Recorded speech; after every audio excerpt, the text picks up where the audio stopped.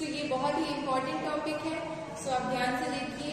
सबसे पहले जब हम साइनस की बात करते हैं तो सबसे पहले आता है कॉची थ्योरम, क्योंकि कॉची थ्योरम भी इसी टाइप का एक one of the important result है, जो कि है कि अगर if the order of a finite group G is divisible by a prime number P, then G has an element of order P। ये है हमारी कॉची थ्योरम। इसमें आपको सबसे पहले एक फाइनाइट ग्रुप ले लेना है। हमने यहाँ लिया है फाइनाइट ग्रुप G और एक प्राइम नंबर लिया है P। सो ये जो P है, ओके, जो प्राइम नंबर P है वो क्या कर रहा है, ऑर्डर ऑफ G, ग्रुप के ऑर्डर को डिवाइड कर रहा है। अगर वो डिविजिबल है, मतलब कंप्लीट डिवाइड कर रहा है, इसका मतलब कि G के पास एक एलिमेंट होगा P ऑर्डर का। सबसे पहले ये थ्योरम जो है ये इम्पोर्टेंट है, लेकिन आपको कुछ बेसिक्स टर्म्स याद होनी चाहिए, समझ में आनी चाहिए, उनका डेफिनेशन याद होना चाहिए। सो इसमें सबसे पहली चीज है ऑर्डर। ग्रुप का ऑर्डर हमने फाइनाइट किया, इसका क्या मीनिंग है, ऑर्डर ऑफ ए ग्रुप क्या कहलाता है, ऑर्डर ऑफ एन एलिमेंट क्या होता है, तो ये आप पहले जान चाहिए। इसका अगर आपको डेफिनेशन नहीं पता है तो मैं लिंक दे दूंगी डिस्क्रिप्शन में, उसमें आप डेफिनेशन जानिए कि क्या होता है ग्रुप का ऑर्डर। ग्रुप का ऑर्डर मतलब number of distinct elements in that particular group. कितने नंबर ऑफ डिस्टिंक्ट एलिमेंट्स हैं उनकी काउंटिंग को कहते हैं order of a group G। और ऑर्डर ऑफ एलिमेंट क्या होता है, तो एक एलिमेंट A है G का, उसका ऑर्डर n होगा अगर a to the power n equal to e होगा, और n जो है वो साथ ही साथ लीस्ट पॉजिटिव इंटीजर होगा। सो ये डेफिनेशन आपको अच्छे से क्लियर होगी विद एग्जांपल जब आप लिंक देखेंगे डिस्क्रिप्शन में। सो ये है हमारी कॉची थ्योरम। ये कॉची थ्योरम जो है वो आपको एक एलिमेंट के बारे में बता रही है, ठीक है, कि अगर ग्रुप के ऑर्डर को एक प्राइम नंबर P डिवाइड कर रहा है, इसका मतलब कि G उसी ग्रुप के पास एक एलिमेंट होगा P ऑर्डर का। अब हम जो साइनस थ्योरम पढ़ेंगे उसमें क्या है, सब ग्रुप के ऑर्डर की बात की है कि सब ग्रुप उस ऑर्डर का एग्जिस्ट करेगा। सो इस तरह से ये थ्योरम इससे रिलेटेड है। यहाँ हम एलिमेंट की बात करते हैं, there exist an element of order P, और यहाँ हम क्या बात करेंगे, देयर इज अ सब ग्रुप, देयर इज अ सब ग्रुप ऑफ ऑर्डर P, ठीक है। सो ये है डिफरेंस। अब हम सब साइनस थ्योरम की फर्स्ट स्टेटमेंट देख लेते हैं कि late G be a finite group। सब ये सारी डेफिनेशंस, ये सारी थ्योरम्स फाइनाइट ग्रुप के लिए हैं, ठीक है। फाइनाइट ग्रुप मतलब number of distinct elements in group. So sinus first theorem जो है उसमें हमने एक फाइनाइट ग्रुप ले लिया G और एक प्राइम नंबर P ले लिया।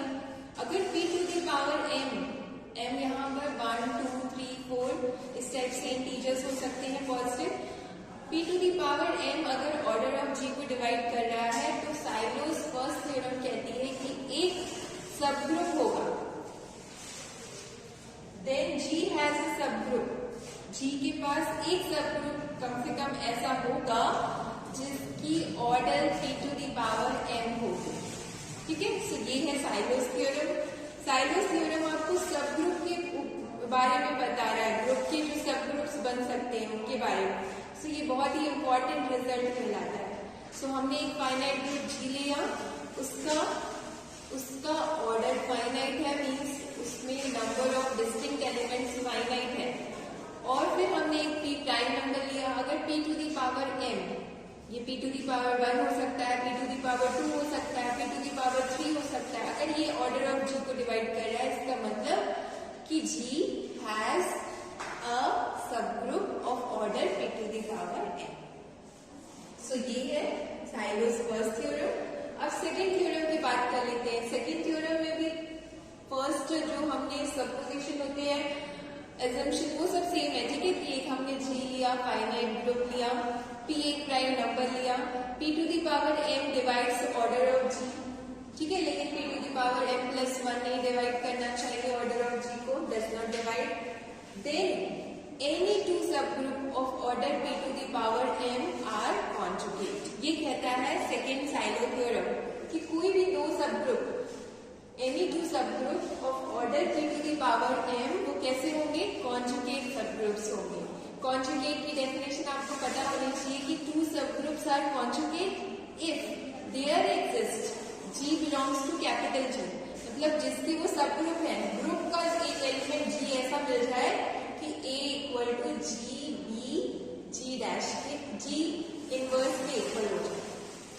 सो कॉन्जुगेट की भी आपको डेफिनेशन पता होना चाहिए कि अगर A और B दो सब ग्रुप हैं किसके, G ग्रुप के, तो A और B कॉन्जुगेट कहलाएंगे। A is a conjugate of B और B is a conjugate of A if there exists G belongs to G such that कि हम ऐसा लिख सकते हैं A equal to G B G inverse, तब आपका ये A और B एक दूसरे के कॉन्जुगेट कहलाएंगे, या B equal to G A G inverse लिख सकते हैं। ठीक है, सो सेकेंड साइलो थ्योरम का बहुत इंपॉर्टेंट रिजल्ट है कि अगर G एक फाइनाइट ग्रुप है, P एक प्राइम नंबर है, P to the power n divides order of G, but P to the power n plus 1 does not divide order of G, then any two subgroup of G, ठीक है, any two subgroup of G of order P to the power m are conjugate। तब कोई भी दो subgroup जिनका order P to the power m है दोनों का, वो आपस में कॉन्जुगेट ही होंगे। ठीक है, थर्ड साइलो सबग्रुप और ही इंपॉर्टेंट है क्योंकि ये बता रहा है हमें number of P Sylow subgroups. Okay, आपको पी साइलो सबग्रुप में पहले ही बता चुकी हूँ, उसका लिंक भी है डिस्क्रिप्शन में।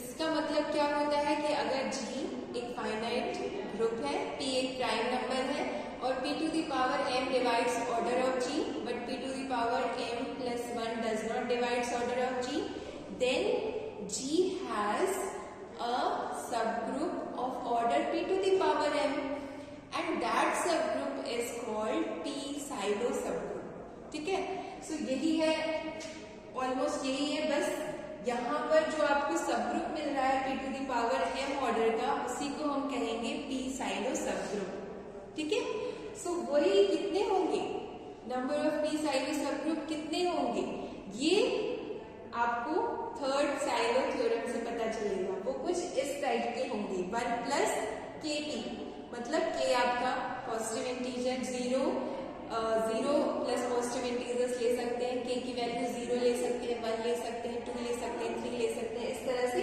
तो ये जो नंबर है ये हमें देगा कि कितने नंबर ऑफ P साइलो सबग्रुप्स होंगे किसी भी ग्रुप के। ओके, सो ये है तीनों साइलोस थ्योरम जो कि बहुत इंपॉर्टेंट है, इनको आप समझिए। अब हम इनके एग्जांपल्स करेंगे नेक्स्ट।